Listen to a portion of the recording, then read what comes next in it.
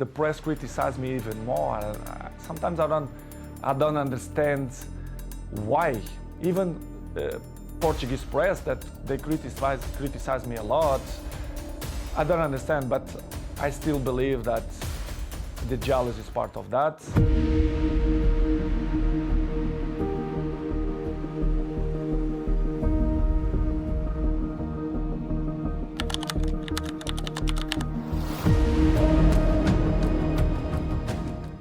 Cristiano, let me start just by asking you, why are you doing this interview? Because I think it's the time to say something, and because I like you. As simple as that. Well, don't say that in public. Well, I like you too, and I appreciate it, because I think that you've had to sustain a lot of criticism this year in particular, probably more than at any stage in your career. And I think it's time to set the record straight and to clear up a few things.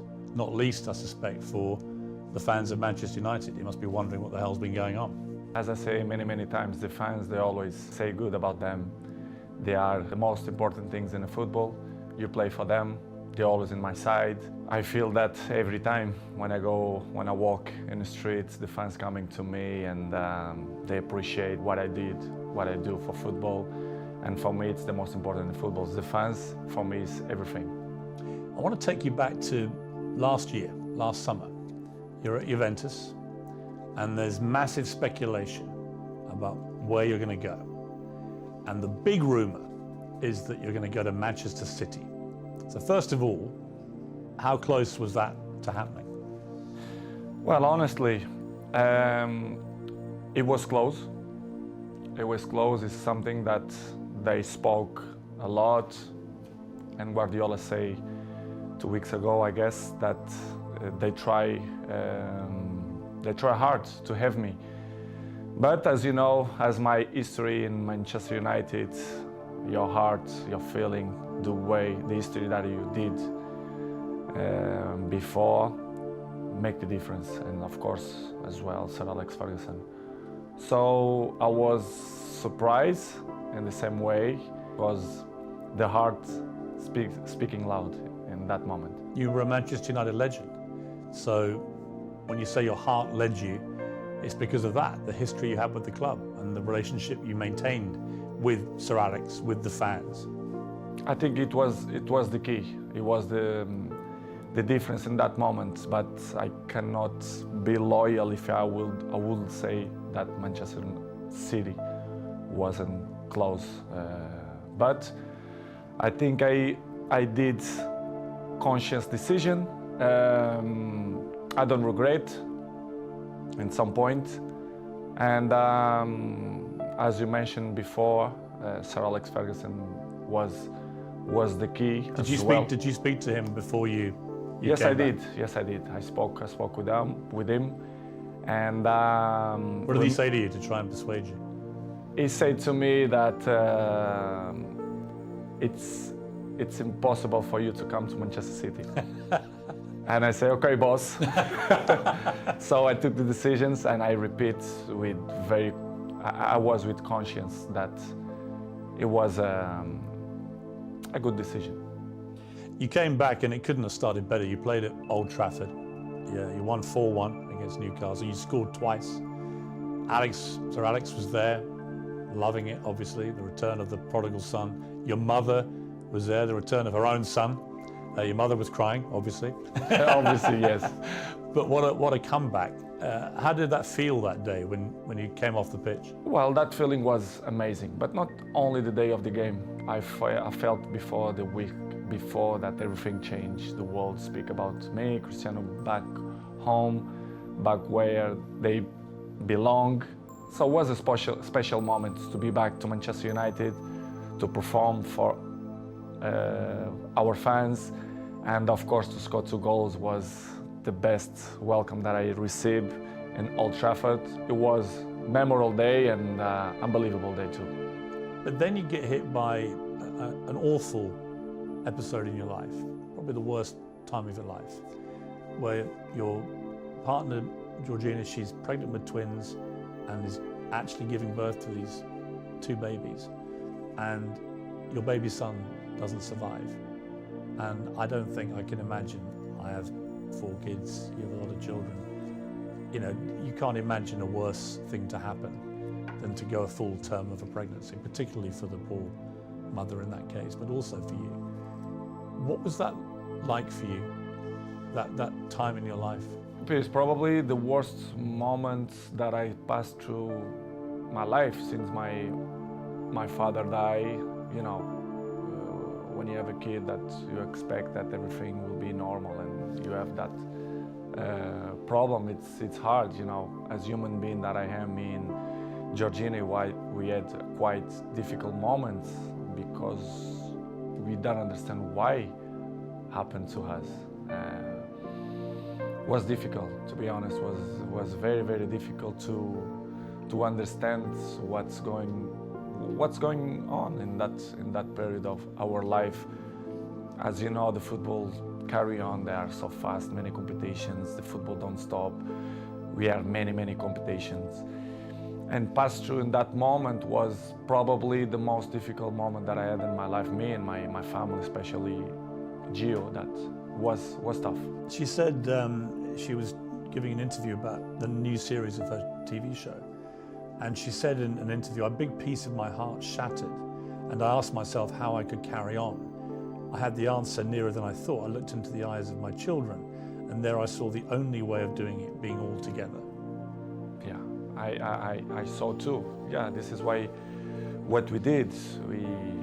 I grew up my family, especially Gio, and we had the difficult moments, but we said, listen, we have more kids. We have one that born, Bella, that we have to be happy too. I mean, such a difficult situation again, where you're mourning the terrible loss of your little baby boy, but also celebrating the birth of your beautiful daughter. I try to explain sometimes to my family and even my close friends. They say, I never felt to be happy and sad in the same moment. Yes. I never felt. It is hard to explain. So difficult. So difficult. You don't know if you cry or you don't know if you smile. Yes. Because it's something that you don't know how to react. You don't know what to do, to be honest. And of course, I remember very well that I looked like, I don't know the word that to define what I felt in that moment, but it's crazy feelings, it's crazy emotional. But as I told you before, I have to hold that we had at least Bella, yes, which is the most important. One die and one survive, but it's difficult to explain. How did you explain it all to your other children? They must have been so confused about it. In the beginning, Gio arriving home and the kids start to say, where's another baby, where's another baby? Of course, Cristiano, I had conversation with him in the day, because he's 12 years old, he knows, he understands everything. And I had a nice conversation with him. We cried together in his bedroom, and he explained, and it's kind of, he didn't understand. He understand, but in the same way, he was a little bit confused. The other ones in the beginning, in the table, the kids start to say, Mom, where is the other baby, blah, blah, blah. And Gio, in the beginning, they start to say, because, you know, she had a little bit belly, because they had 2, it's hard process. And after 1 week, I say, let's be frontal, let's be honest with the kids. Let's say that Angel, which is the name, they go to the heaven. It's better to say in that way. Yes. And we start to use in that way. And the kids always understand when we had shots in the table, and they say, Daddy, I did this for Angel, and they point out for the sky, which is I say, and I like it the most, because yes, you know, it's part of the lives, and I'm not gonna lie to my kids to say the truth, which was a difficult process. But in the same way, I become more father, more friendly of them. They become more close to his daddy, especially me with Georgine as well. Yeah, I was going to ask you that, because these things, they can make or break relationships, because the grief can be so intense. It can drive couples apart, or it can bring them closer. In my case, it was better in that way. I become more friendly of Gio. I was of course friend, but I see more lovely for her and for my kids, and I start to see the life with a different perspective. You understand? Which is coming the point of, if you're gonna ask me for sure, the pre-season moments. Yes. For example, why I didn't go to the pre-season. Yes, I'm going to come to that. But it was just to finish in that chapter was the most difficult moment. The last since my dad died, it was this moment that I passed through the last 6 months. You end the season with 24 goals for Manchester United, including 18 in the Premier League, 6 in the Champions League. You were second in the Golden Boot for the English football. I mean, by any normal yardstick, that's an incredible performance. And yet you were still getting criticised. It was almost like, well, it's got to be your fault, even though you scored all the goals. Were you as bemused as I was that you were becoming the focal point for the criticism? I think it's easy to point out when you want to cover other things, to point out Cristiano Ronaldo. It's easy. Everyone know that press, they wanna put me in the first page because they know they will sell more, the dressing will be different. And I'm used to live like that because, I was 37. I know and I learn many things.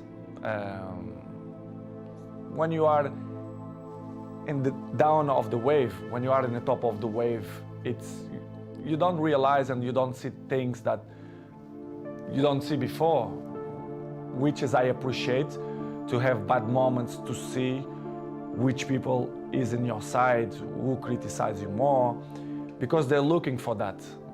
They don't like to see successful people. The people only try to bring negativism. And I felt the last 4 or 5 months that not only for me, but even for my family as well, for Georgina, especially around the world, the press criticized me even more. Sometimes I don't understand why. Even Portuguese press, that they criticize me a lot. I don't understand, but I still believe that the jealousy is part of that.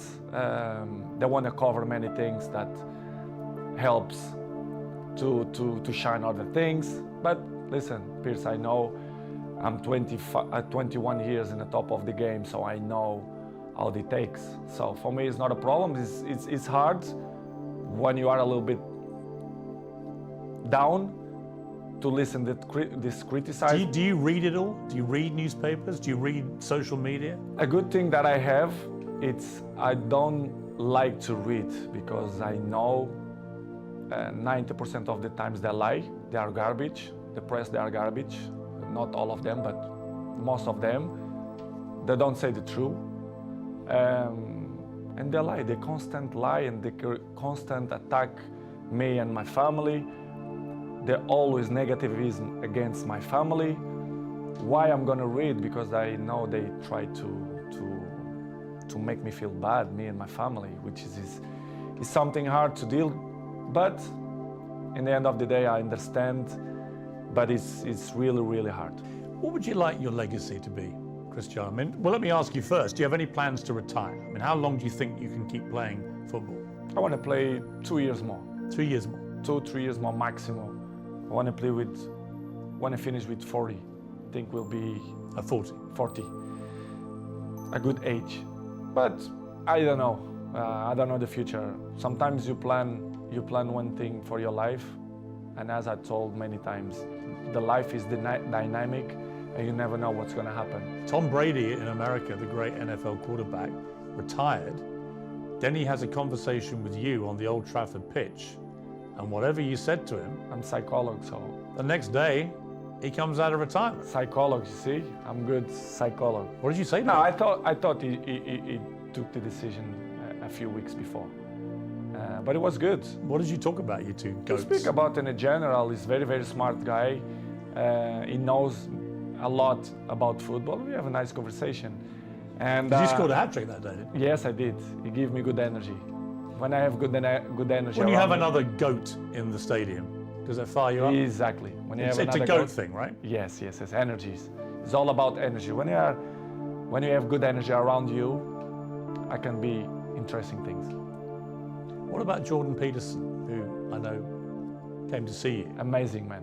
Yeah, because I've interviewed him a few times, and he was fascinated to meet you and to talk to you, both about private things, about what had happened to your family this year, but also about professionally you and your situation.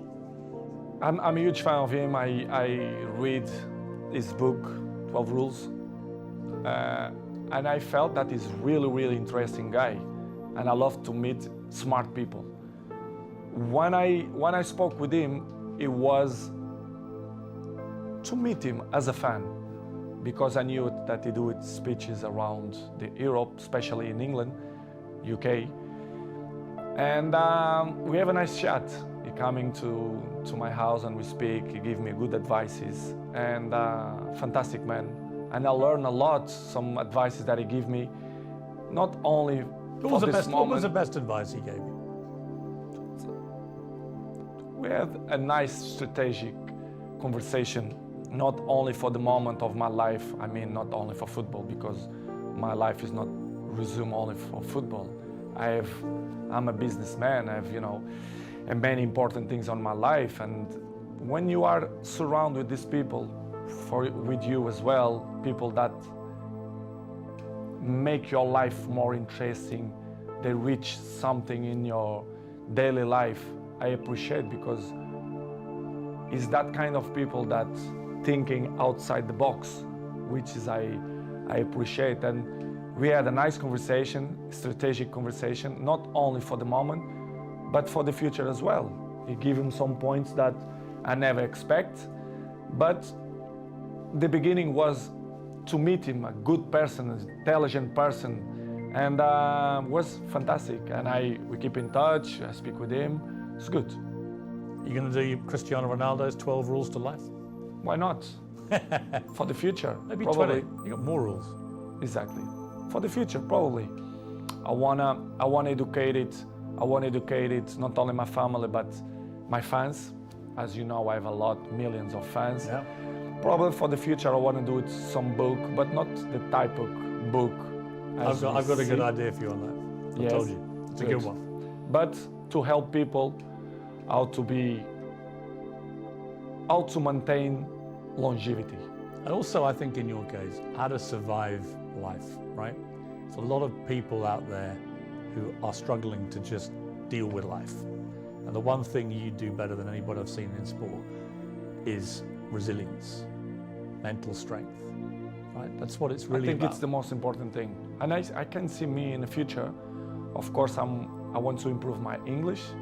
It's very good. It's much better even than last time I interviewed. Yeah, but I have to improve. I have to do more interviews. I have to improve. I know, and I want to improve, and I see myself to do it when I'm retired, to speak for millions of people, advices, how to be a professional player, how to maintain your longevity, how, I'm not a psychologist, but I passed through many things, and I can above all, how to win. How to win, which is the most important. I think that's what it's all about. I have experience to inspire people for that. I think I'm a role model, and I can help many people in that way if they want my help. They want to listen to it, right? For sure, especially the young people. I want to be with the young people, to speak with them, not only for them, but for the fathers as well, to put him in the right spot. Cristiano, what a pleasure. Thank you very much indeed. Thank you very much, Piers. It was a pleasure for me too. Thank you. Thank you very much.